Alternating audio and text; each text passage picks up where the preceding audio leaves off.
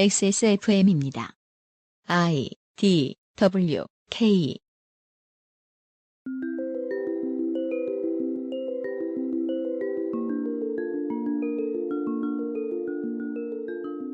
게으르고 경쟁을 싫어하는 사람을 위해 인류는 준비하고 있는 것이 있는가? 버트런드 러셀 말고도 많은 사람들, 저도 던져본 적이 있던 질문입니다. 교육이 중시되는 사회니까 교육을 통해서 문제를 해결해야 할 텐데 경쟁을 부추기지 않는 교육이라니 상상하기가 어렵습니다. 2017년 8월 첫 번째 주말, 그것은 알기 싫다의 고민입니다.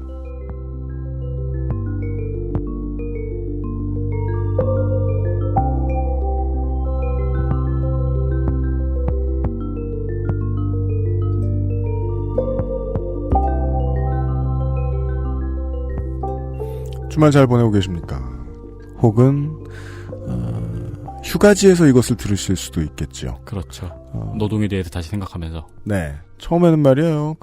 뭐 휴가까지 가서 팟캐스트 듣고 그래 찌질하게 이렇게 생각했는데 인증샷 오지게들 남겨요. 휴가는 부디 안전하게 잘 다녀오시길 바랍니다. 거의 모든 재난으로부터 살아남는 법 다시 한번 참고하시고요. 그렇죠. 하지만 저희는 돈을 아끼는 방법은 알려드리지 않았죠. 그렇습니다. 아무것도 안 하는 것이라고는 얘기해 드릴 수 있습니다. 가만히 XSFM의 콘텐츠를 들으시면서 XS몰이나 들러주시는 것이 제일 좋겠습니다. 235번째 그것은 알기 싫다 주말 시간입니다. XSFM의 유승균 프로듀서입니다. 윤세민 기자가 앉아있고요. 네, 안녕하십니까. 윤세민입니다. 잠시 후에 올해의 두 번째 기묘한 이야기 정리를 해보도록 하겠습니다.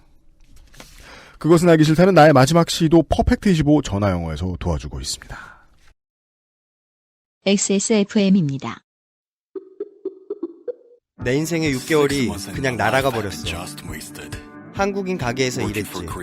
퇴근하면 집에 그냥 있었지. 친구도 못 만들고. 워킹 홀리데이 진짜 별로야. Excuse me. Why don't you call Perfect 25? 뭐? Perfect 25. 그래서 뭔데 그게? Perfect 25 English phone call service. 이거 말하는 거야? 퍼펙트25.com? Oh, you got it right. 퍼펙트25 요즘 한동안 저희들 일 안 시켰는데 웬일인지 모르겠습니다. 김상조 독점거래위원장입니다. 안녕하십니까. 퍼펙트25 사장님께서 오랜만에 메일을 보내주셨어요. 그래, 네. 안녕하세요. UMC PD님 블라블라블라블라블라. 네. 저희가 퍼펙트25 스타터즈 킷을 만들었다고 합니다. 그게 뭐예요? 그러니까 25란다. 네. 29대 2. 지금 퍼펙트25 그 네. 전화 영어에 진입 장벽이 높지 않느냐. 그런 생각을 가지시고 네. 섣불리 전화를 못 하시는 분들이 계실 수도 있어요. 아, 네네, 그렇죠. 네. 그렇죠. 아무래도 그 25분간 통화하면서 막 망신 주고 막 선생님들이. 한국어를 일단 전혀 모르시잖아요, 선생님들이. 막 미국 욕하시고 막. 네, 선생님들. 그래서 25분간 프리토킹이 가능한 것에 대한 부담감을 느끼시고. 아, 그렇죠. 네, 그래서 시작을 못 하시는 분들이 계실 수도 있다고 생각해서. 네, 맞습니다. 스타터즈 킷을 만들었다고 합니다. 대본을 보내주셨어요. 네. 그래서 전화 영어를 하면서 제가 뭐 잘 못 들었다거나 아니면 다시 한번 설명해달라 뭐 이런 간략한 대본을 보내주셨는데. 네. 그걸 저를 콕 집어서. 네. 제가 발음해줬으면 좋겠다. 초보자분들에겐 더 친감이 있을 것 같다. 보죠. 네. 선생님께서 뭐라 말씀하셨는지 놓쳤어요. 무슨 말씀인지 못 알아들었어요. 이때는 이렇게 말씀하세요. Sorry, I didn't get it. 미안해요, 못 알아들었어요. Sorry, I didn't get it. 퍼펙트 잉글리시 팟캐스트하고 똑같군요. 두 번 해야 되는구나. 혹은 다시 말해달라고 하고 싶을 땐 Could you say that again, please? 다시 한번 말씀해 주실래요? Could you say that again, please? 쉽습니다, 청취자 여러분. 다시 들어도 무슨 소리인지 모르겠어요. 조금만 천천히 말씀해 주세요라고 말할 때는 Please, speak slowly.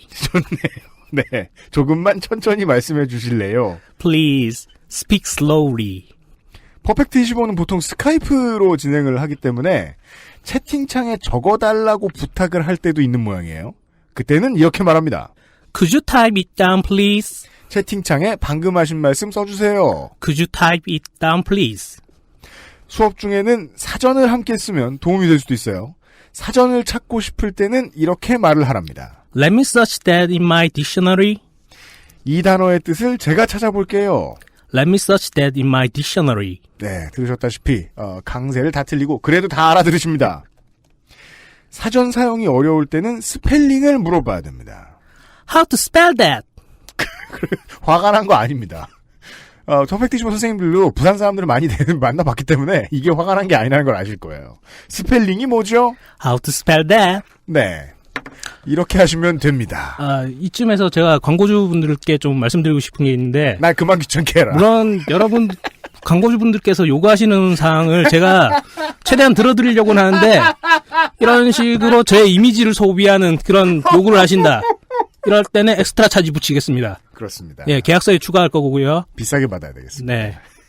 이상입니다. 일단은 여기까지입니다. 네. 다음 시간까지 안녕히. 김상조 독점거래위원장이었습니다. 감사합니다.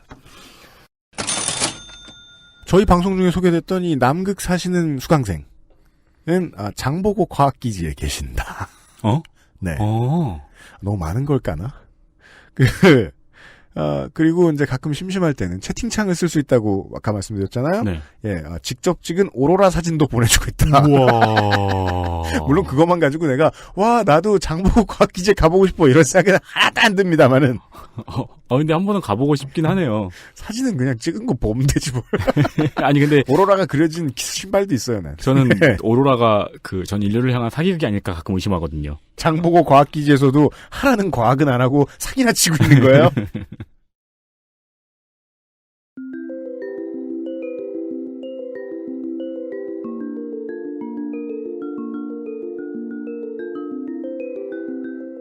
알았던 듯 몰랐던 르포. 기묘한 이야기.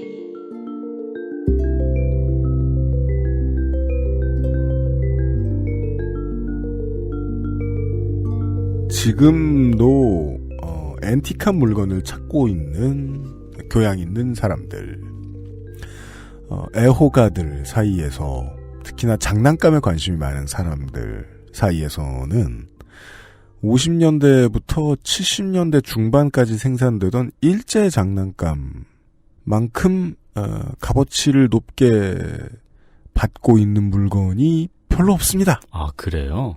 지금하고는 정말 다르죠. 옛날의 제조업을 비교할 수 있는 가장 이제 쉬운 설명은 이겁니다. 오래 가고 끝까지 간다. 그렇죠. 일본에서 80년대 초반에 네. 나왔던 필름 카메라들이 그렇죠.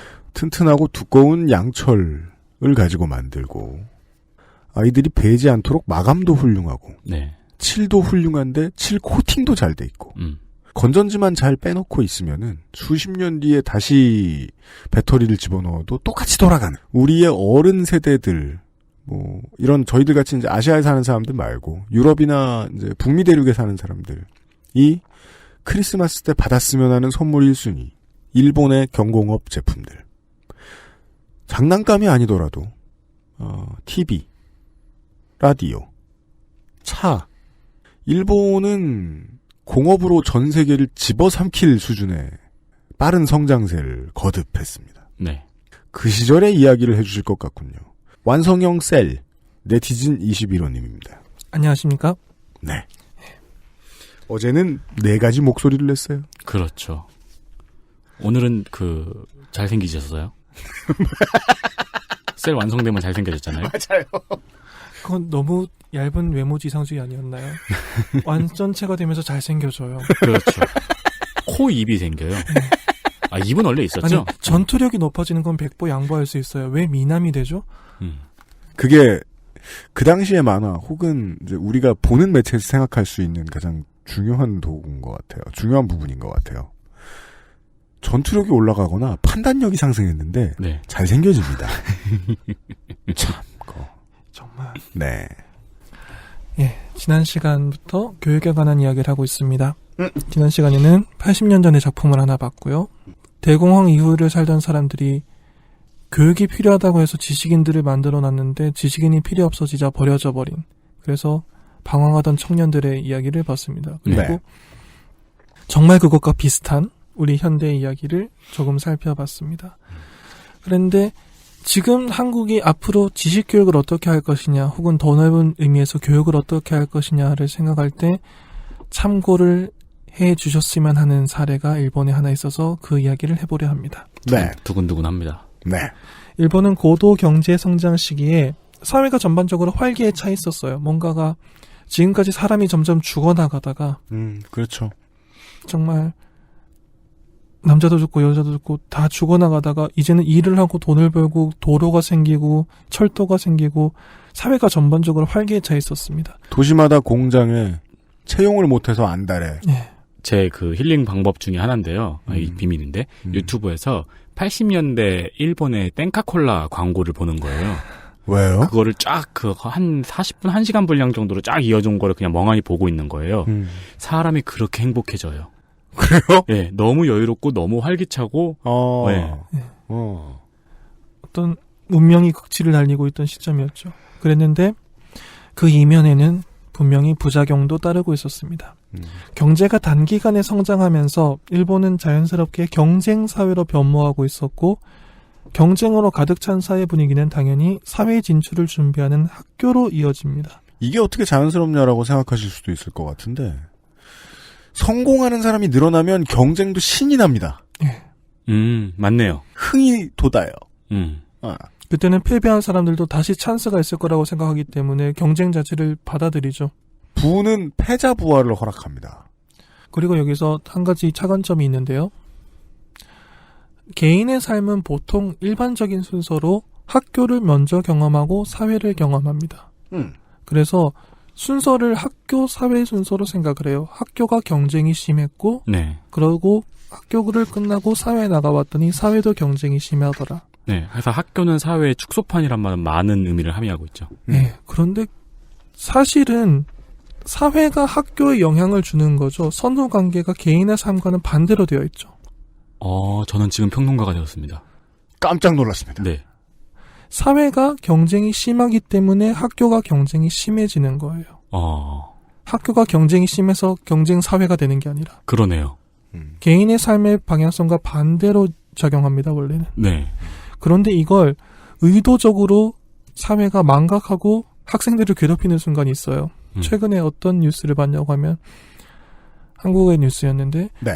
여고생들이 학교 축제에서 선정적인 춤을 춰서 논란이 되고 있다 뭐 이런 기사였는데 정말 황당한 거예요.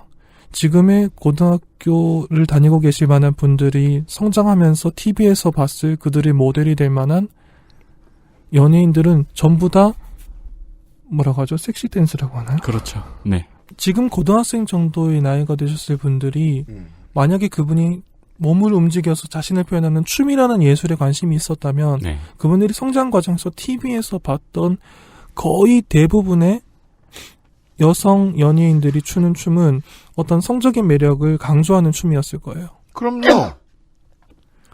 그걸 계속 봤기 때문에 어떤 면에서는 춤 이꼴 그거다라고 생각했을지도 몰라요. 네. 네.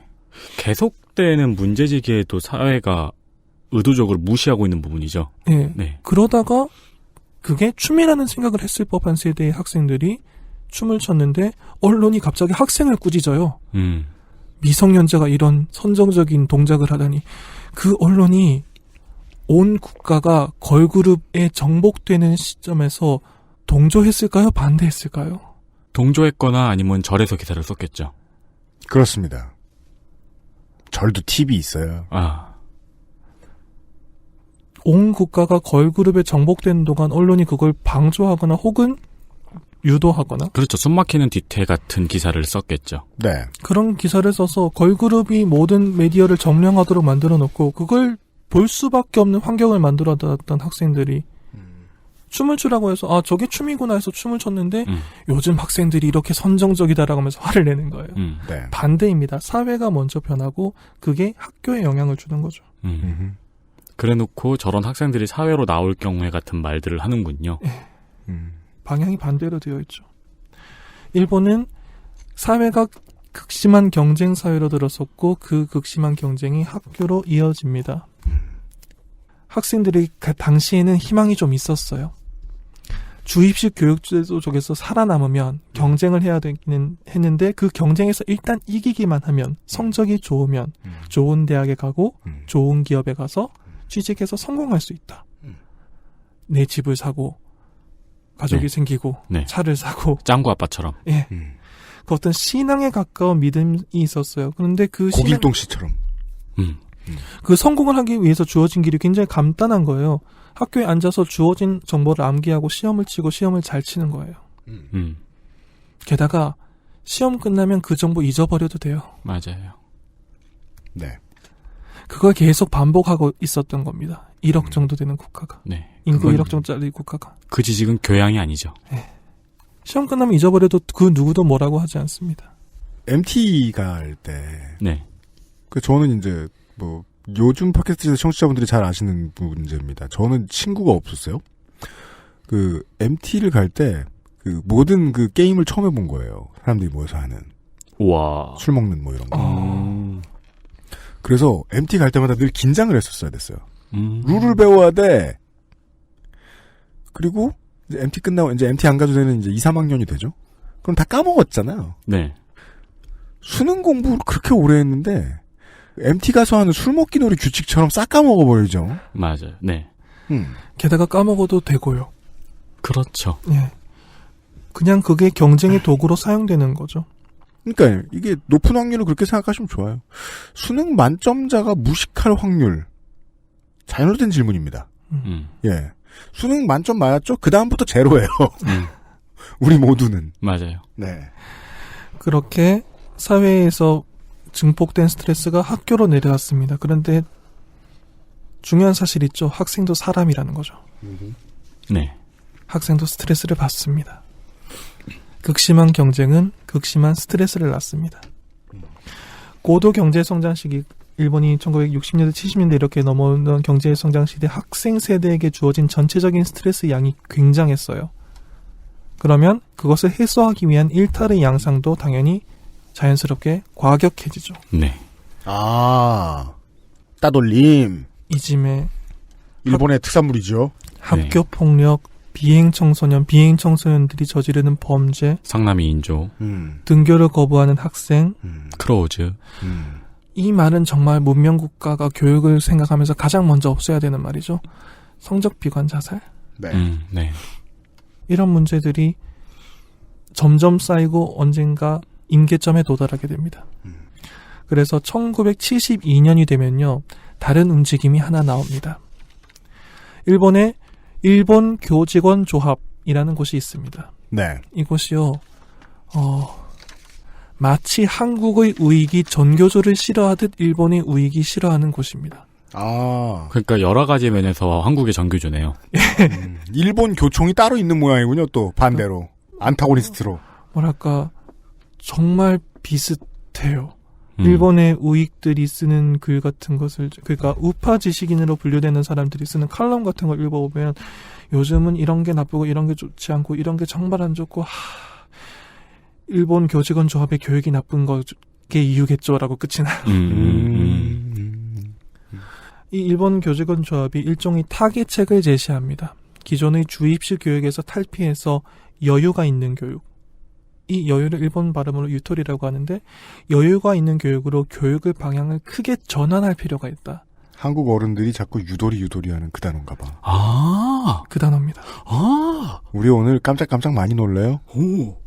사회평론가로서 그러게요. 좋은 노동을 하고 계십니다. 네. 여유라고 하는 유토리가 있는 교육으로 교육 방향을 전환할 필요가 있다는 주장과 함께 주 5일 등교를 제한합니다. 72년도에. 제한을 하죠.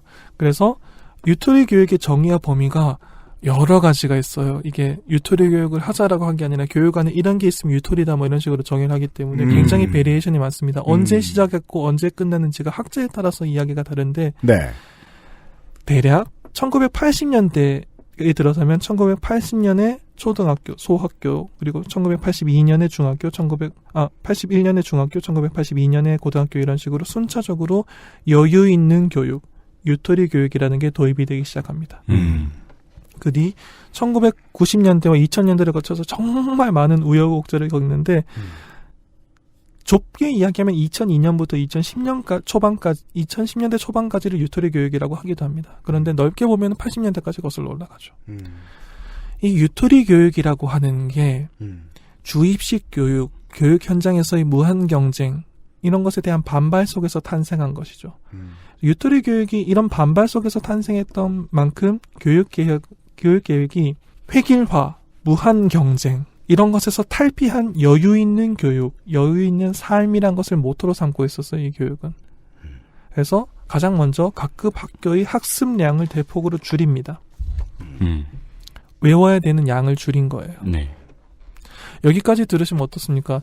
학생들이 즐거워했을까요? 다급해야죠. 다급해야죠. 네. 어떤 면에서요?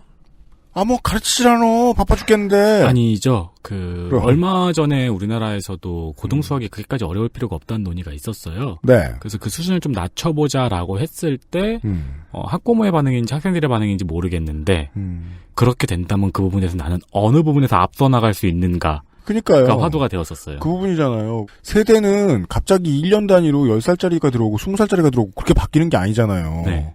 연속성 하에 있던 어떤 사람들이 갑자기 변화를 맞이해야 되는 거 아니에요. 그동안 가지고 있었던 연속성은 경쟁이잖아요. 그렇죠. 내가 하던 경쟁을 못하게 하면 어떻게 지금 손이 심심해 죽겠네. 그런 불안을 상징하는 사건이 하나 있었습니다. 원의 넓이 구하는 거 아시나요? 반지름 곱하기 반지름 곱하기 3.14죠. 네. 반지름의 제곱에 3.14를 곱하죠. 그게 파이가 원주율이라는 거죠. 네. 원의 넓이는 반지름 제곱에 파이를 곱하면 되는데 이 원주율이 원래는 3.141592 하는 순으로 쭉 내려가는 맞아요. 지금도 계산 중에 있죠. 그래서 옛날에 저 지나가다가 차 번호 3141 보면은 뒤에 592 쓰고 그랬어요. 맞습니다. 예. 맞아요. 순환하지 않는 무한소수이기 때문에 원주율을 곱할 수는 없어요, 사실은. 그렇기 때문에 보통 근사값을 사용합니다. 그 근사값이 3.14죠. 예.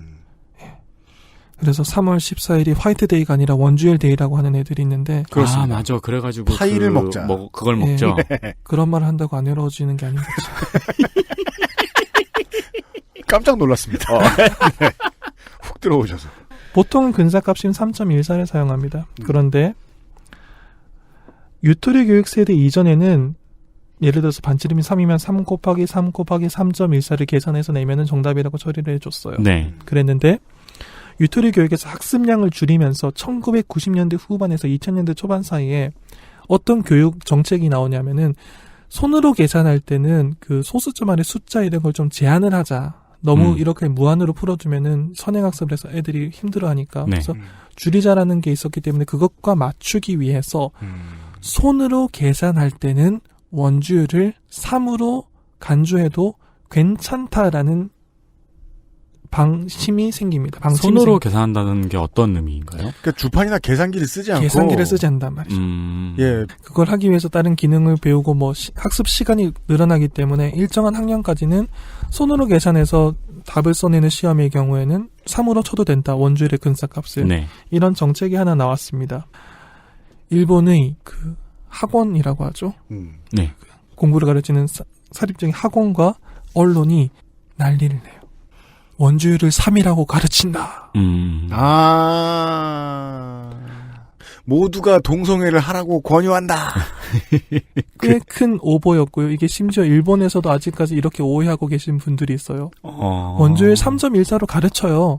제대로 가르칩니다. 원주율을 3이라고 가르칠 리 없잖아요. 3.14, 1592로 나가고 다만 근사값은 3.14인데 손으로 계산할 땐 여기까지만 해도 돼까지 몇 단계로 가르쳐요. 3.14를 가르쳐준 다음에 급하게 계산할 때는 3으로 계산해도 근사치가 나온다는 사실까지 가르쳐주는데 필요 없는 거예요. 사회는, 언론은 우리 애들이 원주율이 3.14인지도 모르고 자라난다니 그러면서 비분간계합니다. 그렇게 승질내는 사람들은 뒤에 1592도 모를 거예요. 그래서 이 원주율을 3으로 가르친다라는 문구가 유토리 교육을 받은 세대를 공격하는 수단으로 굉장히 악의적으로 확산되어 나갑니다. 참 재밌어요. 파시즘은 어떻게든 써먹어요. 인간의 본능인가 봐요. 이게 유토리 세대의 지식 교육에 관한 일화라고 생각합니다. 일본 사회가 어떤 식으로 반응했는지에 대해서. 다른 예를 하나 보실까요? 운동회 해보셨죠? 네. UPD님이 운동회를 보러 가셔서 슬퍼하셨던 이야기를 제가 IDW에서 들은 적이 있어요. 근데 저는 제가 운동회를 할 때도 참 싫어했어요. 교과 과정이 아니라는 생각, 저는 거기까지도 생각 안 해요. 그냥 더운데 오래 나와 있는 게 싫고. 그렇죠. 그리고 교장이 저렇게 신나는 게 싫고, 그냥. 참 마음에 안 들고, 뭘 한다고, 평상시에. 저희 학교는, 제가 다니던 초등학교는 마스 게임으로 엄청 유명했던 학교예요. 텔레비에 뉴스에도 자주 나왔어요. 지금은 무슨 미친 기업들이 아니면 매스게임 그런 거 다 없어졌잖아요. 그렇죠. 그래서 운동회 3달 전부터 연습을 했어요. 좀 안 그랬으면 좋겠어요. 그게 학교가 유명하다는 게 학생들 복지에 별로 도움이 안 되잖아요. 그렇죠. 그렇죠. 예. 일본도 운동회를 합니다. 그런데 유토리 세대를 상징하는 풍경 중에 지식교육 이외의 장비는 운동회에서 찾을 수 있어요. 왜일까요? 각급 학교의 50m 달리기, 100m 달리기 이런 게 있습니다. 맞습니다. 달리기 경주를 하죠. 도장을 찍어주죠. 냉엄한 승부의 세계죠. 일반적으로 아이들이 그 과정에서 처음으로 정말 정면 승부라는 걸 경험하죠. 1대1로 붙나요? 4, 5명 정도가 한꺼번에 달리죠. 4, 5명 정도가 한꺼번에 하긴 달리죠. 또 1대1로 해서 지는 것도 불쾌한데 뭐 여러 명이 달리면 꼴찌하는 게 또 그거가 이 운동회 달리기가 꼴찌하는 애들이 계속 꼴찌예요. 왜냐면은 그게 제 생각에는 그게 약간 발육? 예, 발육의 개인차가 있다는 거죠. 왜냐면 제가 5학년 때까지 항상 꼴찌했어요. 그래서 저는 이 100m 운동회 달리기 시간을 가장 싫어했거든요. 근데 6학년이 되니까 무조건 1등만 한 거예요. 발육 타이밍이 네, 발육 타이밍의 차이인데 이것 때문에 5학년까지 저는 항상 달리기를 꼴찌하는 아이로 있었거든요. 초등학생 청취자 여러분, 원래 담임 선생님이 여러분들을 다 신경 쓰지 못합니다. 체크도 다 요즘도 하긴 하는 것 같은데, 그래도 안 하면 안 할 수 있으니까요. 200m 달리기나, 뜀틀 같은 줄 서서 하는 거 있잖아요? 네. 계속 앞에 자기 줄 다가오면 뒤로 가고, 자기 줄 다가오면 뒤로 가고, 이런 식으로 하세요. 그럼 45분은 금방 가요. 이럴 수가. 또 놀라네? 저는 평생 그런 방식으로 체육 시간에 육상을 안 했습니다. 이럴 수가. 경쟁이 한창 심하던 시절에 경쟁이 싫었거든. 예. 유토리 교육이 도입되기 전에 경쟁이 한창 심하던 시절에 일본의 학교 현장에서의 운동회를 상상해 보시면 네. 안 그래도 경쟁 심한데 정말 딱 드러나게 1등에서 5등 혹은 1등에서 6등 이렇게 알 수 있는 그따신 학급마다 학생들이 많았으니까요. 5명에서 6명이 달려요. 누군가는 1등을 하고 누군가는 6등을 합니다. 1등을 한 아이는 칭찬을 듣고 노트를 받고 연필을 받아요. 네. 승리자가 되죠. 승리의 낙인을 받죠. 네. 진 사람은 지는 거죠. 정말 눈에 알 수 있을 정도로 1분 안에 승자와 패자가 갈립니다. 이걸 교육과정에서 집어넣어서 이게 승리다, 이게 패배다라는 걸 알려줘야 된다는 말까지도 뭐 이해는 할 수 있어요. 그런데 문제는 당시 일본의 학교 현장은 아까 말씀드렸다시피 이지메 이런 문제가 굉장히 심했던 거죠. 달리기가 느린 학생들은 이지메의 표적이 되기 굉장히 좋았습니다. 네. 학원에 횡행하던 스트레스를 풀 대상을 찍는 선별 작업이 됐네요. 네, 운동회가. 네. 굉장히 심각한 문제로 받아들이는 사람이 있을 정도로 그랬어요. 왜냐하면 그게 달리기가 느리다라는 게 신체적인 능력에 대한 어떤 척도로 적용되다 보니까는 네. 폭력을 행사하다가 이런 학교 폭력이 있어서 상대를 찾기 너무 좋은 기준이 되어버린 거예요. 그래서 유토리 교육 시대에는 이것을 어떻게든지 완화하려고 많은 노력을 합니다. 여러 가지 시도가 있었는데, 네. 이런 것도 있었다고 해요. 6명이 손을 잡고 함께 걸어서 함께 골인하는 거. 이건 솔직히 좀 과도하다고 생각합니다. 이거는 그렇습니다. 저기죠. 학생들이 어느 날 갑자기 이 달리기 시합에 반대해서 벌이는 시위 같은 거죠. 그러네요. 그게 학생들이 시위로 했으면 위대한 장면이죠. 그건 영화 한 편 찍어도 되죠. 근데 문제는 교사들이 이렇게 해라고 시킨 거예요. 그건 정말 아무 의미도 없이 6명이 손잡고 100m를 걷는 것일 뿐인 퍼포먼스예요. 그럼 그냥 유산소 운동이죠. 제가 이 퍼포먼스를 마음에 들어하지 않은 이유가 있는데 혼자 뛰는 것보다 훨씬 덥고 땀이 많이 날 거예요. 원래 뛰어서 경쟁이 심한 것이 약한 사람을 괴롭히는 기제로 적용한다는 것을 아는 어른들이 보기에는 평화로운 장면이에요. 실제로 손잡고 걷는 아이들 입장에서는 이게 뭔가 싶어요. 그럼요. 왜냐면 내 옆에 있는 요구르트를 손에 흘리고 손을 안 닦았거든. 얼마나 불쾌해요. 네. 그러니까 원래 경쟁이란 게 있고 그 경쟁이 없어진 평화로운 세상이 있단다라는 걸 가르쳐주고 싶은 어른들의 마음은 백보 양보해서 알겠지만 그게 첫 운동회인 아이들 입장에서는 그냥 100m를 걸었을 뿐인 경험이잖아요. 그렇죠. 문제점을 반대하기 위해서 아무것도 없어져 버린. 네, 그냥 100m를 걸었을 뿐인 거예요. 네. 그 말은 어른들이 보기 좋으라고 대책을 생각했다는 게 너무 드러나는 거예요. 그렇군요. 이건 그러니까는 저는 개인적으로 실패한 시도라고 생각합니다. 네, 그래서 성공한 시도도 있었어요. 어떤 게 있냐면 정말 머리를 많이 쓴 거죠. 교사들이. 100m를 달린다고 칩시다. 50m쯤에 교사들이 레일마다 의자를 두고 앉아 있어요.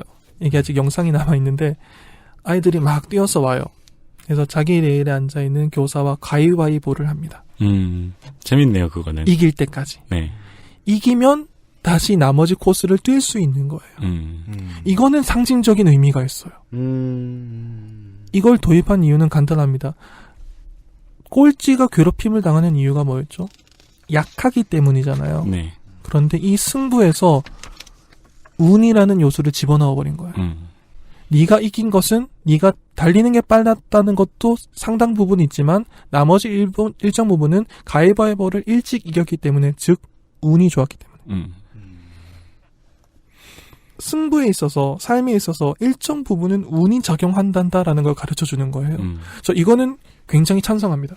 그러니까요. 좀 더 삶에 가까운 교육을 하는 거네요. 그때 운동회라는 게 네. 즐겁자고 하는 거 아닌가요? 예. 그러니까 운이 작용해야죠. 아, 네. 그런 거죠. 그래서 마작을 하고 막 하면서 런 그러면서 100m는 좀 그러니까 두뇌 스포츠죠. 하프 마라톤을 마작을 먼저 이긴 놈이 출발하는. 네. 저는 사실 그 유토리 교육에 대해서 그렇게까지 부정적인 입장이 아니기 때문에 이 운을 작용시킨다는 것은 호의를 갖고 보고 있습니다. 왜냐하면 교육 과정에서 운이란 것도 존재한단다라는 말을 해주는 것과 해주지 않는 것은 차이가 크다고 생각해요. 그럼요.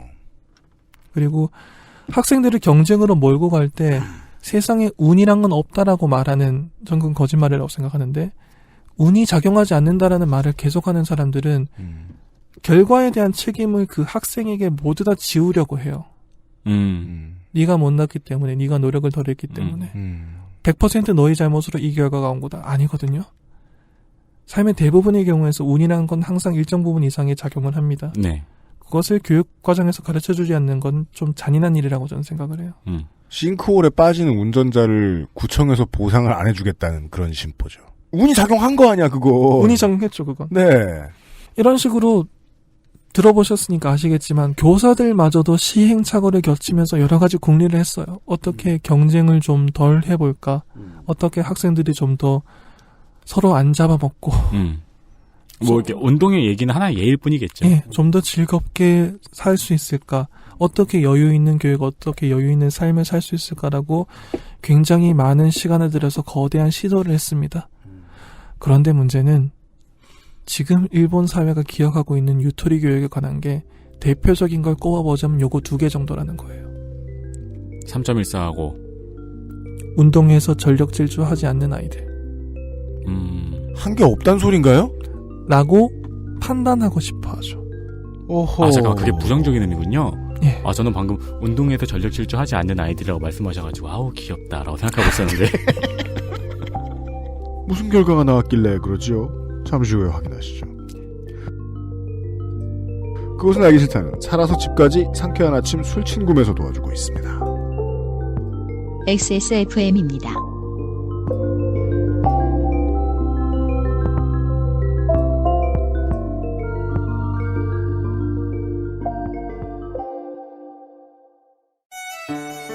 기분 좋다고 쏜 3차 술값 20만원, 택시에서 떨어뜨린 핸드폰 액정 수리비 15만원, 내 옆 나란히 누워있는 피카츄 인형 5개. 문자 목록에서 발견한 옛 여친에게 보낸 문자. 자니? 그렇게 싫어한 건 아니었는데 전화는 왜 한 거지, 김 부장한테? 술친구만 먹었어도! 후회하지 않게, 후회할 일 없게. 살아서 집까지 술친구. 액세스몰에서 술친구를 만나보세요. 자체 교사 자격 시험을 통과한 선생님들만 수업을 진행하고 적은 학생 수를 유지해 수업의 질이 떨어지지 않는 전화 영어. Perfect 25.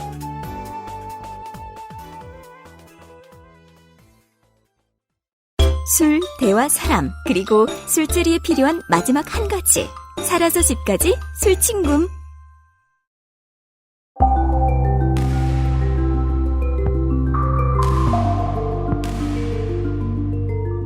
돌아왔습니다.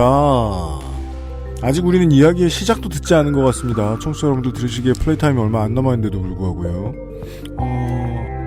일본인들은 교육에 여유를 부여해보고 싶었던 일본의 선생님들의 노력을 어떻게 기억하고 있길래 이 얘기를 들어보시죠.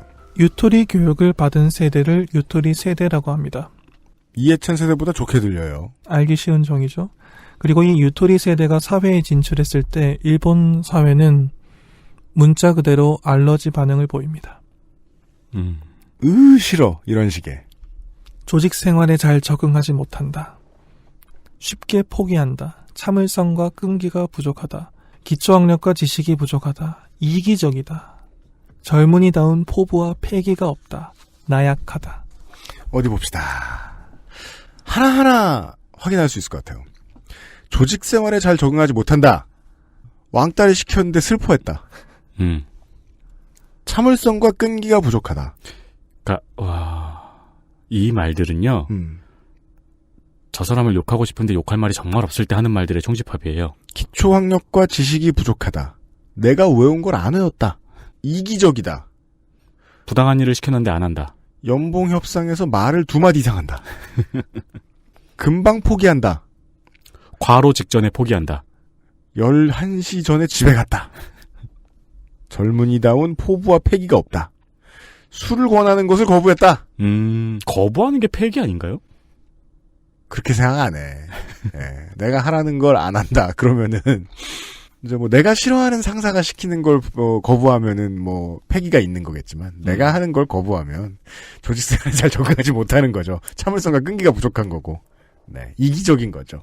여튼 고대 그리스에서도 이런 말들은 있었을 거예요. 맞습니다. 그럼요. 요즘 애들 버릇없자죠? 네. 40대가 20대에게 했을 겁니다. 그럼요. 일본의 유토리 세대에 대한 이런 공격은 학습 시간 축소와 과도한 경쟁 방지라는 교육 방침이 그럴듯한 핑곗거리로 작용을 하면서 합당한 비판 같은 탈을 쓰게 됩니다. 원래는 아까 말씀하신 것 같죠. 원래 참을성과 끈기가 부족하다, 조직 생활에 잘 적응하지 못한다 이런 거는 이유 없이 남을 공격할 때 쓰는 말이에요. 네. 그런데 이런 말이 따라와요. 참을성과 끈기가 부족해. 이거 봐. 원주율도 3이라고 알고 있고 운동회 때 전력 질주도 안 하던 애들을 사회에 내보내니까 이렇게 되는 거야.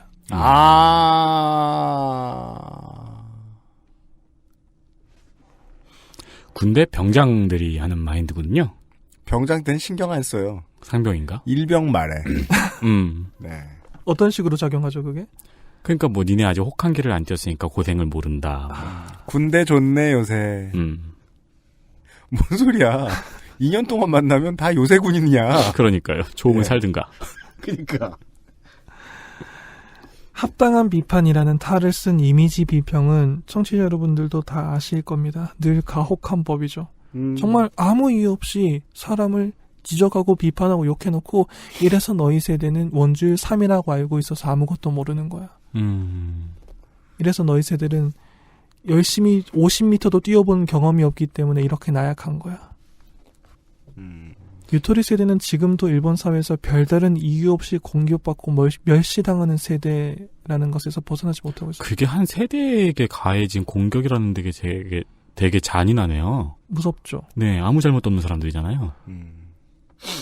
정말 중요한 말씀을 해주셨습니다. 아무 잘못 없는 사람들이에요. 왜냐하면 이 사람들이 유토리 교육을 받고 싶어서 그 타이밍에 학교에 들어간 게 아니거든요. 그렇죠.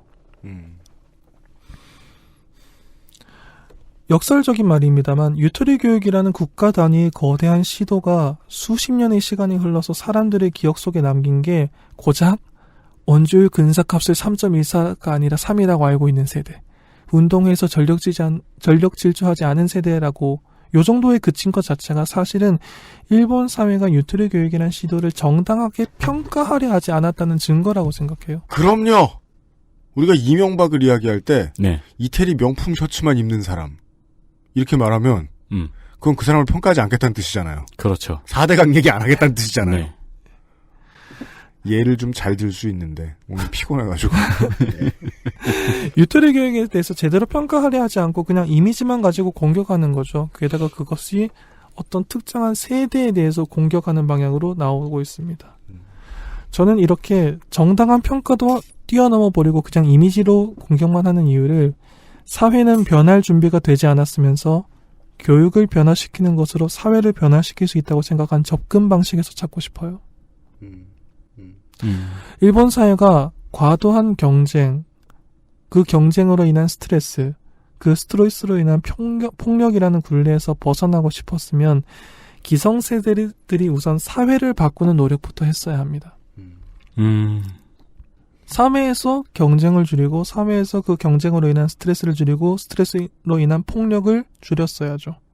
그러면 학교는 당연히 따라왔을 거예요. 그럼요. 그런데 일본은 그 노력보다는 그 노력을 아주 안 했다고 말하지 않겠습니다. 그렇게까지 박한 말을 하진 않겠습니다. 노력을 하긴 했겠죠. 하지만 그것보다 자신들이 생각하는 좀 더 빠른 길, 지름길을 선택했죠. 교육을 바꾸고 그 교육을 통해서 다음 세대를 바꾸고 그 세대들을 통해서 사회를 바꾼다. 통제 가능한 부분을 바꾸겠다. 이것은 레디메이드 인생의 주인공 피와도 같은 생각이에요. 그러네요. 난 이미 글렀어. 피의 마음속에는 좌절감과 스트레스, 열패감이 가득해서 내가 바뀌거나 내가 바꿀 수 있는 세상이 있을 거라고 생각을 안 하게 되죠. 네. 네. 그래서 교육을 바꿔서 그 교육을 통해서 다음 세대를 바꾸는 게 해결책이라고 생각을 하는 것 자체는 완벽하게 틀린 접근법은 아닐지도 모릅니다. 그런데 문제는 이 시도는 항상 분명히 대가를 필요로 합니다. 무슨 대가일까요? 이런 식의 대가죠. 일본 사회는 여전히 조직이 정한 목표를 묵묵하게 수행하는 직장인을 원하고 있었어요. 그런 사람을 이상향으로 일본의 대기업들은 종신고용제를 유지하는 거잖아요. 그런데 유토리 교육은 스스로 생각하고 문제를 설정하고 해결하는 사회 구성원을 키워내려고 했고 실제로 키워냈습니다. 한국도 계속해서 막 오랫동안 광고했는데 스스로 하고 뭐 스스로 생각해내고 네. 그 광고 듣고서 그 학습지나 학원에 전화해보면 스스로 하는 거 아무것도 없죠. 그렇죠. 일본 사회는 여전히 개인보다 조직을 우선하는 인재를 원했습니다. 유토리 교육은 개개인의 개성을 늘 중요시하고 강조했어요. 일본 사회는 여전히 경쟁과 생존을 말하는데 유토리 교육은 운도 삶의 일부분이라고 말하면서 경쟁만이 전부가 아니라는 것을 알려줬어요. 이 세대가 새로운 첫 세대가 일본 사회의 새로운 사회인으로 툭 하고 던져진 거예요. 사회가 이들에게 알러지 반응을 보인 건 당연한 귀결이죠. 네, 자기 보호 본능을 발휘해야죠. 그렇죠. 네. 네. 굳이 그러니까 순종적인 사람이 일본 사회에 쓸모가 있기 때문에 원했다기보다는 이 세대들을 인정한다는 건 자기를 부정한다는 거잖아요. 그렇죠. 그리고 순종적인 사람은 모두에게 순종적인 사람이 아닙니다. 네. 예. 이유가 있어서 어딘가에 특별히 순종하고 있는 사람이지. 가끔 일본 만화 같은 거 보면은 일본의 직장인들이나 가장들이 네. 자기의 극기와 결기를 다해서 조직에 순종하는 모습 같은 거를 굉장한 결의처럼 보여주잖아요. 네. 네. 그런 사람들 어디 승질내기 맞기 좋은 상대 하나 던져주면 못 잡아먹어 안달입니다. 그런 거죠. 사회가 전혀 변하지 않았는데 새로운 교육을 받은 첫 세대가 등장하면 다수와 소수의 관계에서도 그렇고 사회 내에서의 그 맡고 있는 직급의 상하에서도 그렇고 어떤 면에서도 약자잖아요. 네. 걔네가 처음 들어가서 기업 총수부터 시작하면 달라졌을지도 모르지. 다르죠. 사회 주도권을 처음부터 줬으면 달랐을지도 모르죠. 그렇죠. 예. 근데 그럴 수 없으니까. 하지만 일본 사회는 그런 구조가 아닌 상황에서 첫 세대가 등장하면 사회는 가혹하게 반응하죠. 그렇구나. 새 세대를 평가할 만한 권한은 늘 9세대한테 있군요. 그러면 구인할 때 광고에서 몇 년부터 몇 년까지 학교 다니는 애들 안 받는다고 하는 회사도 있었겠다. 그러게요. 유토리 세대 안 받음. 네. 그런 식으로 한 세대에 대해서 일본 사회가 굉장히 극심한 반응을 보였습니다. 유토리 교육에 대해서는 저는 아직 종합평가를 내리기는 시간이 이르다고 생각합니다. 2010년도 이후에 유토리 교육이라는 거대한 흐름에서 벗어나는 새로운 교육 전환이라는 시도도 있었고요. 그건 지금 하고 있고요. 무엇보다도 전 아직 승부는 나지 않았다라고 생각하고 싶어요. 유토리 세대가 일본 사회의 주류가 되어 보기 전에는 성공이나 실패를 논할 수는 없어요. 아, 네. 하지만 일본이란 사회가 유토리 세대가 처음으로 일본 사회에 진입했을 때 보였던 가혹한 반응, 바로 이 반응이 한국 사회에 시사하는 점이 있다고 생각합니다. 궁금한 게 있는데요. 예. 일본에서도 그런 얘기 나와요? 왜 왜 일본에선 잡스가 나오지 않는가? 하죠. 시리아 이민을 안 받았기 때문이에요. 그리고 이런 이야기가 나왔어요. 스티브 잡스가 애플에 돌아와서 큰 성공을 거두면서 프레젠테이션이 유명해지고 네. 그의 리더십을 분석하는 책들이 나오고 그렇죠. 책과 잡지가 많이 나오고 네. 그럴 때 스티브 잡스의 외향만 흉내내는 중간직 간부들이 얼마나 신입사원들에게 나쁜 존재인가를 분석하는 기사들이 나오기 시작하죠. 그거는 네, 되게 빨리 잘 캐치했네요. 네. 공통점은 그 폴라트의 디자이너가 일본인이라는 것밖에 없죠. 그렇죠. 그 스티브 잡스 흉내를 어설프게 내면서 직원들을 막 가혹하게 질타하고 막 그 기이한 발상을 하고 이런 사람들이 얼마나 일본 사회를 갉아먹고 있는가라는 기사가 나오기 시작했어요. 몇 년 뒤에. 그런 거죠.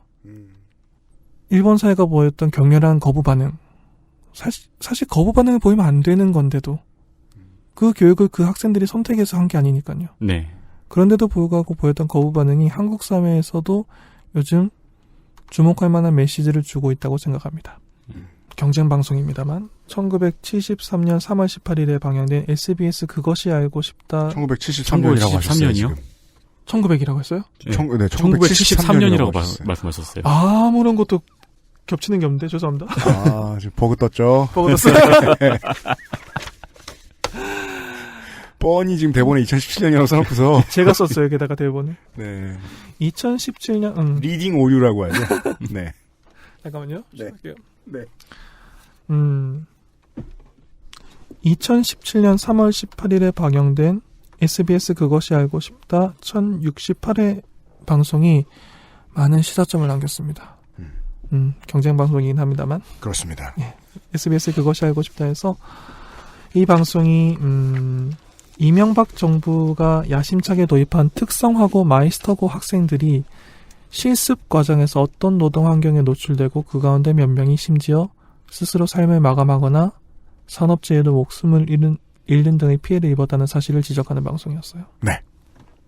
청취자 여러분들 중에서도 보신 분들이 많으실 거라고 생각합니다. 네. 우리 청취자 여러분들은 그 알 많이 보시죠. 네. 네. 기회가 되시면 한번 그 다시 보기로 보시는 걸 추천해 드립니다. 그 알 제작진 여러분 안녕하세요. 네. 그알 제작자 여러분 가끔 방송에 대한 피드백을 보고 싶으시면 그알실로 태그를 검색해 보시면 볼 수 있습니다. 아, 그것이 알고 싶다 싫다. 네.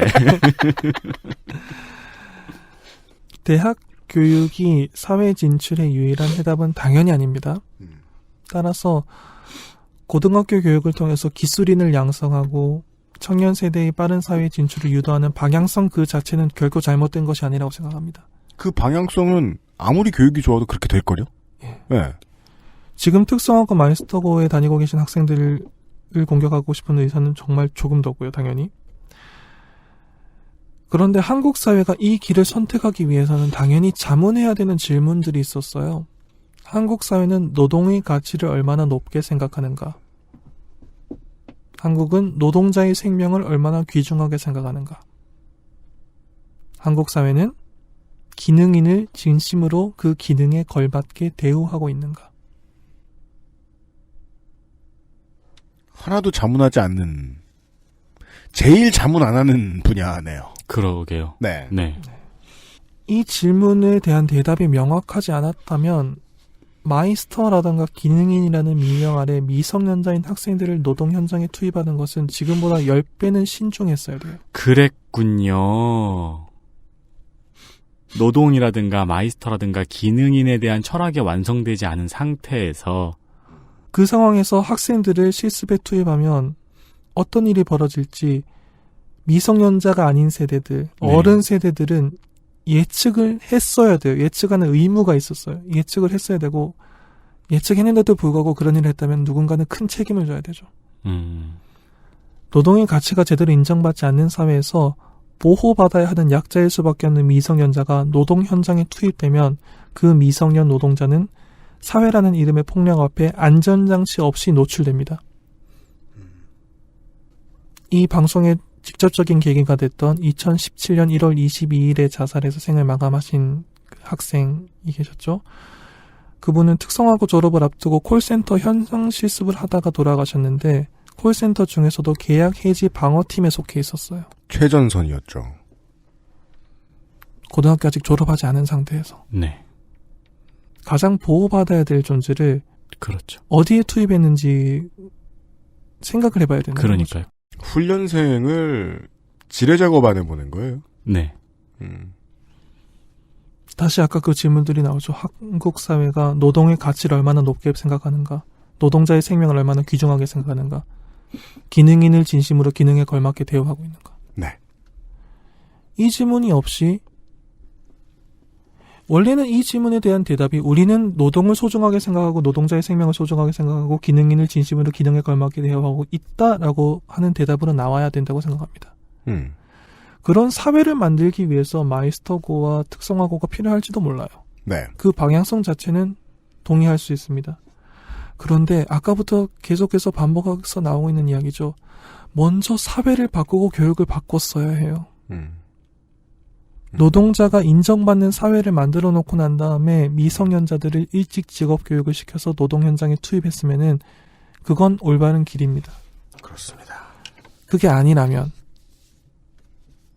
노동의 가치를 제대로 평가하지 않는 사회에서 학생들만 미리 기능을 가르쳐서 네. 노동시장에 투입해버리면, 노동 현장에 투입해버리면 적어도 그 첫 세대는 반드시 희생을 당하게 됩니다. 그러니까 교육에 대한 철학과 노동에 대한 철학을 둘 다 고려해야 되는 부분인데 네. 이 경우는 둘 다 고려하지 않은 거죠. 그러네요. 그러면 희생이 나오게 되고 그걸 방치하면 희생이 더 늘어나게 되죠. 그렇죠.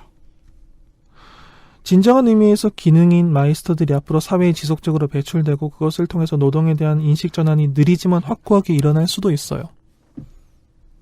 교육을 먼저 바꿔서 사회를 바꾼다라는 게 어떻게 기능을 해서 제대로 좋은 결과를 나타낼 수도 있습니다.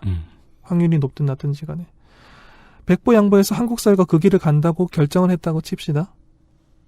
그래도 그 첫걸음을 떼는 세대들이 적어도 스스로 목숨을 끊는 일은 없도록 만들어야 돼요. 그게 사회의 최소한의 책무입니다. 네. 거기다가 던져놓는 거는 생각할수록 말이 안 되네요. 클레임 전담반과 다름없는. 그렇죠. 디테일로 들어가보면 그죠. 학교 교장 선생님하고 학교의 이사회하고 기업주 그쪽에서 이제 학생들을 이제 들여와서 일을 시키는 기업주가 학생들을 소비재로 본 거죠. 그죠. 네. 살아있는 소비재는 보통 고기로 소비되는 동물들이 있어요. 네. 노동을 하다가 죽었다면 그 취급을 당한 거라고 봐야 할 수 있을 겁니다. 사실 아까 유토리 세대에 대한 일본 사회의 비판에서도 제가 그런 걸 느꼈거든요.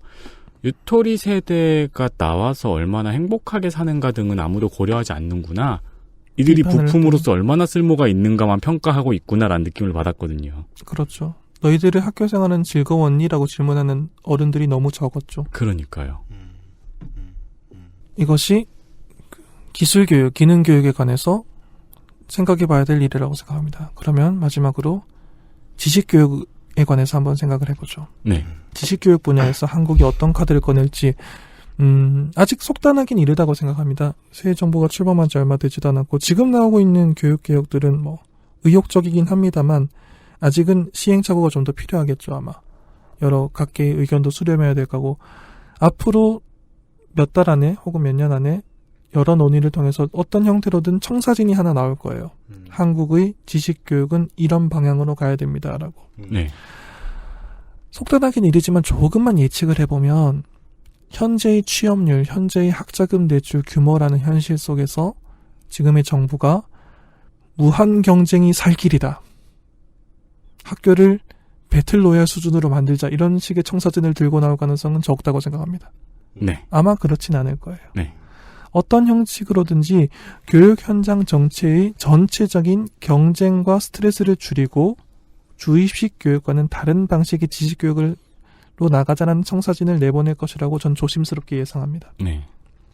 그러면 아무래도 저는 유토리 교육을 받은 세대들이 받았던 그 멸시를 떠올리지 않을 수 없죠. 그 과정에서 한국 사회는 유토리 세대에 대해서 일본이 저지른 혹은 저지르고 있는 실수를 반복하지 않았으면 좋겠어요.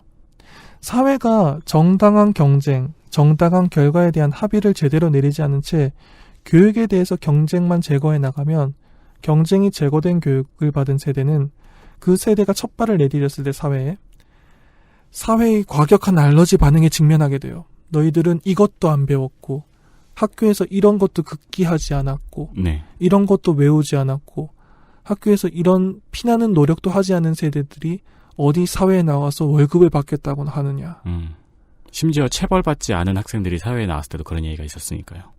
그런 식의 알러지 반응을 보입니다. 어쩌면 한 세대 전체에 대한 사회의 왕따 멸시라고 해야 될까요? 이지매라고 해야 될까요? 네. 한 세대 자체를 다른 세대 전체가 공격하는 식의 반응으로 나올지도 몰라요. 그런 최악의 형태로는 절대로 나오지 않아야 된다고 생각합니다. 사회를 변화시킬 책임이 있는 것은 지금 교육을 받고 있는 세대가 아니라 지금 교육 방향을 결정짓는 세대입니다. 그 학생들이 그 교육제도를 원해서 그 타이밍에 입학한 게 아니니까요. 네. 그 책임을 다음 세대에 전가시키고 그 희생 위해서 학생들을 바꿔서 교육을 바꿔서 새 시대를 맞이하자라는 잘못된 선택은 이제는 반복해서는 안 된다고 생각합니다. 제가 2번의 에피소드를 통해서 하고 싶었던 이야기는 이것이었습니다. 그런 이야기였습니다. 이걸 왜 전 지금 처음 알았을까요? 뭐요? 사회를 변화시킬 책임이 있는 세대는 지금 교육을 받고 있는 세대가 아니고 교육을 책임지고 있는 세대라는 걸. 우리 그저께까지는 노동자의 개념하고 피고용자의 개념도 헷갈리고 있었는데요. 맞아요. 네. 모르는 것 되게 많아. 저 고등학교 때 한자 선생님이 내가 외운 게 얼마나 많은데 고등학교 때. 되게 사회에 불만이 많으신 분이었어요. 수업하다 말고 사회 불만 얘기를 막 해요. 그런 사람도 있죠. 네. 그런 다음에 마지막 마무리가 늘 니들이 바꿔라였거든요. 지금 생각하니까 열받네요. 우리가 바쁘게 네가 잘했어야지. 네가 해야지. 근데 그때는 그 말이 되게 멋있게 느껴졌어요. 그 한자 선생님 한자? 예. 예. 어서 뭐 하십니까? 모르시죠. 책임져요. 아직 살아 있을 거 아니야. 네. 그 말이 멋있게 보이셨어요? 그때는 그 말이 멋있었죠. 뭔가 너희만이 희망이다. 수업 시간에 막 사회 문제 막 비판적인 이야기를 막 알려주시더니 막 니들이 희망이다, 니들이 바꿔라 다 이러니까. 그러니까 니들이 희망이다는 맞아. 니들이 바꿔라가 틀리다는 거죠. 그렇죠. 내가 니들한테 잘할 테니까 이래야죠. 그렇게 말하면 이제 그러니까 교육 서비스를 받는 학생 입장에서는 네가 바꿔라. 네. 내가 희망인데 이 새끼야. 그랬어야죠. 그리고 백보양보해서 다음 세대가 희망이기 때문에 바꿔라라는 말을 듣고 바꾸려고 하면 바꾸라고 말했던 사람들이 가장 먼저 거부 반응 보이죠. 나더러 죽으라는 거냐. 아마 나를 바꾸려 들어? 왜 말대답하냐. 네. 맞아요. 그건 비겁한 일이죠. 네. 네. 회사를 이루고 학교를 이루는 그 개개인들은 그다지 비겁하지 않은데, 왜냐면, 회사의 입장에서, 학교의 입장에서는, 이런 학생은 불편해. 집단에 해를 끼치는 것 같아. 혹은 예전보다 우리가 그대로 가고 있던 우리 팀의 업무 효율이 안 나오는 것 같아. 이런 것 때문에 고민하는 거는 그냥 하루하루의 삶이잖아요. 근데 그런 것 때문에, 누구를 등한시하고, 누구를 중용하지 않고, 이런 것들이 반복됐는데, 그 반복된 사회를 한꺼번에 보니까 어떤 세대를 이지매시키고 있었다. 일본의 사례로만 말씀을 오늘은 해 주셨는데 어제 이미 우리는 충분히 80년 전에 우리의 모습을 보았습니다. 네. 예. 작품은 레디메이드 인생을 읽었는데 우리는 순환 2대를 보았죠. 그러네요. 인텔리를 키워야겠다고 해서 나를 양계장에 집어넣어서 인텔리를 만들어서 내가 인텔리로 컸어. 근데 인텔리가 된 다음부터 나를 굶겨요, 사회가. 네. 너희더러 책임져라 하는 잘못된 교육을 받은 부모가 자기 자식을 그냥 다시 공장에 집어넣으면서 해 네가 했마 이런 기분이 좋아지는 확률적으로 대졸자의 절반은 직장을 못 갔는데 내가 그 절반이 된 것은 내 잘못이다. 생활 정치에 대한 얘기였는지도 모르겠습니다. 교육은 가장 확실한 정치적 행위이거든요. 교육의 첫걸음은 누굴 가르치는 것이 아니라 내가 바뀌는 것인지도 모르겠습니다. 저는 자꾸 조성재 소장님의 방송 내용하고 같이 맞물려서 생각이 드네요. 그렇죠. 노동에 대한 철학과 교육에 대한 철학 둘 중 어느 것도 따로 하나만 발전할 수는 없을 것 같아요. 네. 학생도 노동자예요. 그러니까요. 네티즌 21호셨습니다. 네, 감사합니다. 그것은 알기 싫다는 지속 가능한 나눔 아름다운 재단에서 도와주고 있습니다. XSFM입니다.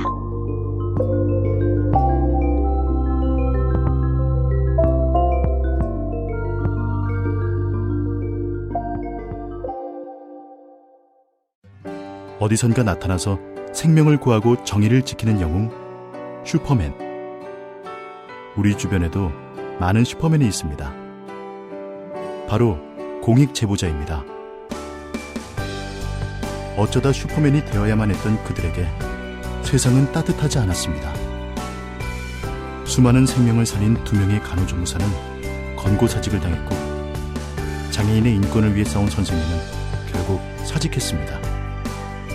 어려움을 감내하고 있는 슈퍼맨들에게 이제 우리가 감사를 전해야 할 때입니다. 시민사회 지지 캠페인 어쩌다 슈퍼맨에 함께해주세요. 아름다운 재단. 자체 교사 자격시험을 통과한 선생님들만 수업을 진행하고 적은 학생 수를 유지해 수업의 질이 떨어지지 않는 전화영어 Perfect 25.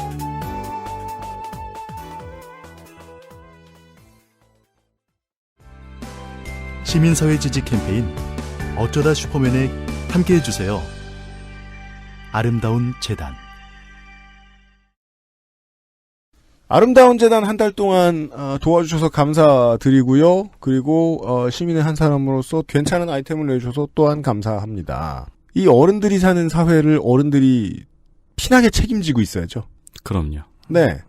저희 광고는 끝났지만 아름다운 재단은 계속해서 내부 고발자들의 든든한 백이 돼주고 있습니다. 네. 네. 그 백은 여러분의 돈입니다. 네. 네. 인터넷에서 많은 사례들 보고 되게 분노하셨던 분들 많잖아요. 네. 분노 그만하시고 계좌를 까십시오. 아름다운 재단 감사드리고요. 또 만날 때까지 빠이빠이. 아스트랄 뉴스 기록실 뉴스 아카이브. 네, 안녕하십니까. 윤세민입니다. 8월 5일은 많은 것이 생성된 날입니다. 진짜요? 네. 먼저 조선왕조가 생성되었습니다. 문명이 생성되었어요. 완료되었고요. 네. 네. 긴다이치 쿄스케의 손자인 김전일의 생일이기도 하고. 그렇죠. 세상은 참 운입니다. 네. 김전일을 볼 때마다 알 수 있습니다. 태어난 사람은 김전일 하나인데 김전일 하나 때문에 죽은 사람이 얼마입니까? 그리고 얘는 빨리 좀 늙어서 죽던가 해야 되는데 아직까지 고등학생이잖아요? 미치겠습니다. 네. 그리고 소녀시대가 데뷔한 날이기도 합니다. 소녀시대가 생성되었군요. 네. 또한 제가 개인적으로 참 좋아하는 신소율 씨의 생일이기도 하고요. 야, 이제 개인적인 의견 막 집어넣어요. 네. 그리고 마린 르펜도 오늘이 생일이라고 합니다. 꼭 개인 의견으로만 하는 건 아니군요. 네. 네. 마린 르펜 생일이에요. 생일 맞으신. 김전일보다 더 무섭네. 그럼요. 예. 생일 맞으신 모든 분들 생일 축하드립니다. 네. 개인적으로 마린 르펜 씨에게는 한국식 호프집에 가시는 걸 추천드립니다. 왜요? 그러면 터보 노래 틀어주잖아요? 네. 네. 막 그 케이크에 막 불꽃놀이 꽂아주고. 네, 그렇습니다. 시대도 바뀌고, 사람도 바뀌는데, 왜 생일이면 계속 터보 노래냐? 아니면 권진원 씨 노래. 우울합니다. 그거 말고는요. 1992년 8월 3일 백인 통치의 종식을 요구하며 남아공의 흑인 노동자 400만 명이 총파업에 들어간 날입니다. 네. 남아공 총파업입니다. 이 파업은 당시 만델라가 이끌던 아프리카 민족회의 ANC가 주도하였으며 네. 남아공의 87 항쟁입니다. 그렇습니다. 네. 400만 명이면 남아공의 총 흑인 노동자 중 절반이 넘는 규모입니다. 그리고 이날 시위에서는 유혈 충돌이 일어나서 35명이 숨졌습니다. 그렇습니다. 이 총파업이 1992년에 일어났다고 말씀드렸죠. 1990년에는 넬슨 만델라가 석방되었죠. 네. 그리고 흑인에게 참정권이 주어지고 아파르트헤이트가 철폐되는 등 1990년도 초반에는 남아공에서는 개혁의 물결이 거세게 일면서 많은 마찰이 있었습니다. 네. 한편 남아공의 인종차별과 아파르트헤이트에 대해서 다루고 있는 영화로는 디스트릭트 9이 있죠. 그렇습니다. 물론 디스트릭트 9은 그 역사적인 사실을 이야기해 주진 않습니다. 네. 네. 디스트릭트 9을 보고서 우리가 남아공의 백인 이 나쁜 놈들 이렇게 생각하기는 좀 어렵습니다. 인빅터스나 파워 오브 원 같은 영화를 추천을 드리고 그 외에는 아주 오래된 이제는 좀 많이 오래된 작품인데 82년인가 3년이었을 겁니다. 덴젤 워싱턴 선생의 첫 번째 주연작이었을 거예요. 그게 아마 Cry Freedom이라는 작품이 있습니다. 아, 제목만 들어본 것 같네요. 네, 한국 제목은 저도 모릅니다. 억압의 역사가 한두 해겠습니까마는 남아공의 저항, 그러니까 남아공 민중의 저항은 하루 이틀 있었던 것도 아니고 오랫동안 막 그 잠복해 있다 갑자기 튀어나오고 이런 것도 아니고 네. 늘 있었고 늘 유혈이었어요. 네. 기록을 보고 있으면 그게 너무 참 지금 와서 대단하단 말도 함부로 쓰기 뭐하죠. 참 무시무시한데 남아공 총파업 이전에 가장 큰 민중과 경찰의 대결은 77년에 넬슨 만델라와 비견이 되는 스티브 비코가 이제 옥중 사망을 했을 때였습니다. 네. 이때의 집회에서도 많은 사람들이 이제 경찰의 총에 숨졌는데 그리고 나서 그게 77년 제 기억이 맞다면 77년입니다. 그리고 나서 넬슨 만델라가 석방되는데 24년, 아파르트헤이트 철폐에 25년 이렇게 걸렸단 말이에요. 그러니까요. 저는 그래서 남아공의 현대사를 보면 진짜 하나도 이해가 안 되는 게 어떻게 이 긴 시간을 계속 싸우지? 그쵸. 네. 아파르트헤이트가 91년에 철폐되었다는 사실은 다시금 곱씹어도 놀라워요. 홍콩의 저 젊은 정치인들도 그 정도를 생각하고 있는지도 모르겠다는 생각은 들어요.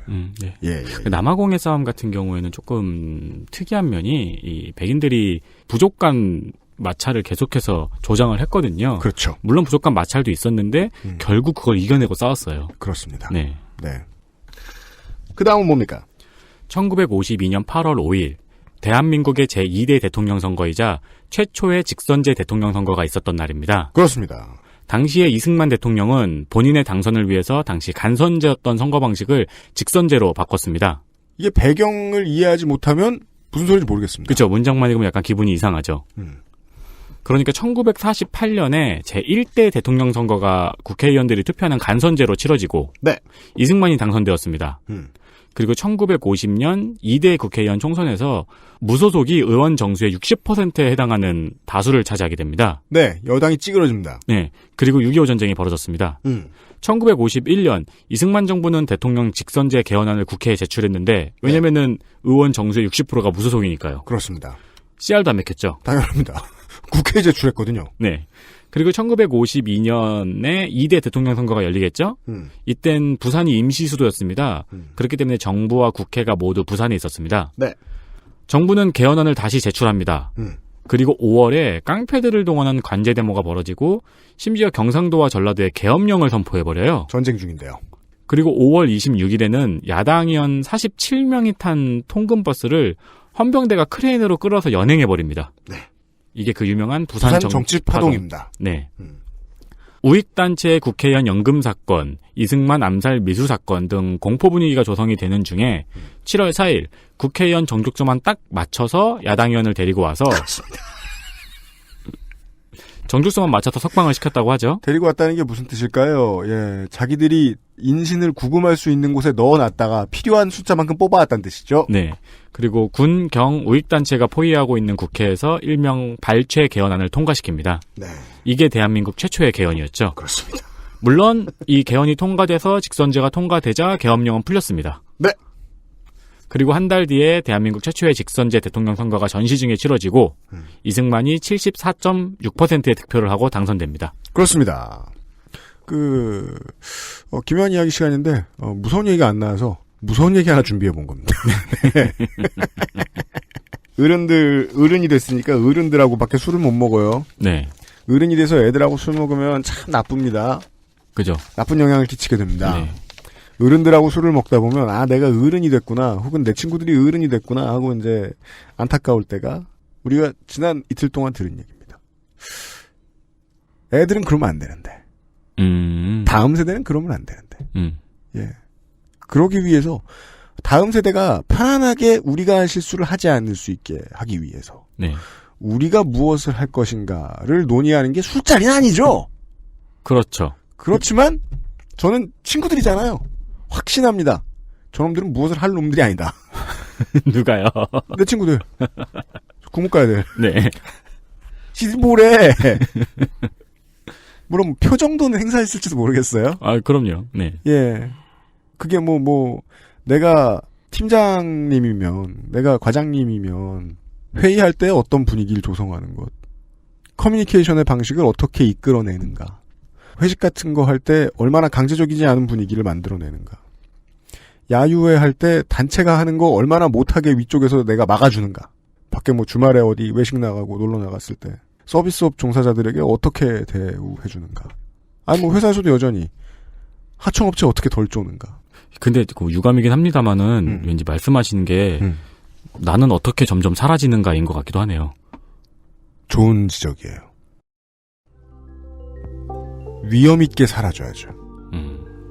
네. 뒷짐지고 백스텝으로. 네. 잘 사라진다는 거는 잘 보이게 사라진다는 게 아니라 내가 그래, 요 정도 했으면 나는 못한 건 아니다. 타인의 미래를 위해서 뭘 하긴 했구나. 하는 생각 정도 할 수 있는. 인류가 가장 못하는 거네요. 그죠. 네. 테란이 가장 못하는 일이에요. 할 수 있을진 지켜봐야 되겠습니다. 우리가 시사 프로그램이나 교양 프로그램 같은 거 들으면서 가장 궁금한 게 그거거든요. 인류의 미래를 인류는 책임질 수 있을 것인가? 책임질 필요 없다는 게 지금 현재까지의 정론이죠. 그렇습니다.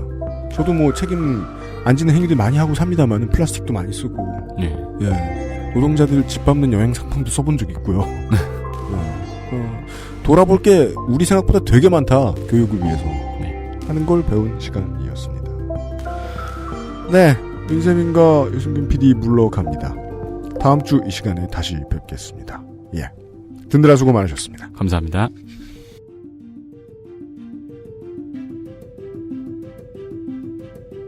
XSFM입니다. I, D, W, K